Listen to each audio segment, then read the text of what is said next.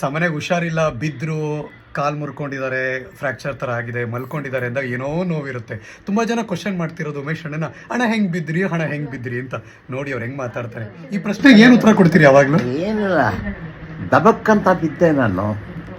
ಬಿದ್ದನೆಲ್ಲ ಸರಿ. ಆಮೇಲೆ ನನ್ನ ಮಿಸಸ್ಸು ಮತ್ತು ಮಗಳು ಓಡ್ ಬಂದು, ನನ್ನ ಮಗಳಿಗೆ ಏನು ಮೊದಲು ಎತ್ತದ ಸಾಕು ಅಂತ. ನನ್ನ ಮಗಳು ನನ್ನ ಹೆಂಡತಿ ಹ್ಯಾಕ್ ಬಿದ್ರಿ ಅಂತ ನೋಡವ ಬಿದ್ದಮ್ಮ ಅಂತ. ಹ್ಯಾಕ್ ಬಿದ್ರು ಅಂತ ಒಂದು ಕೆಲಸ ಮಾಡು, ತಿರ್ಗಾ ನಾನು ಮೇಲೆ ನಿಲ್ಸು, ಅಲ್ಲಿಂದ ಬೀಳ್ತೀನಿ, ತಿರ್ಗಾ ಅಯ್ಯೋ ತಿರ್ಗಾ ಹಿಡ್ಕಮ್ಮ ಅಂತಂದೆ. ಅಂದರೆ ನಾವು ಹೇಳೋದು ಹ್ಯಾಕ್ ಬಿದ್ರಿ ಅಂತಂದ್ರೆ ಅದು ಬೀಳೋದು ಗೊತ್ತಾಗತ್ತೆ, ಯಾರಿಗೆ ಆಗಲಿ ಗೊತ್ತಾಗತ್ತೆ.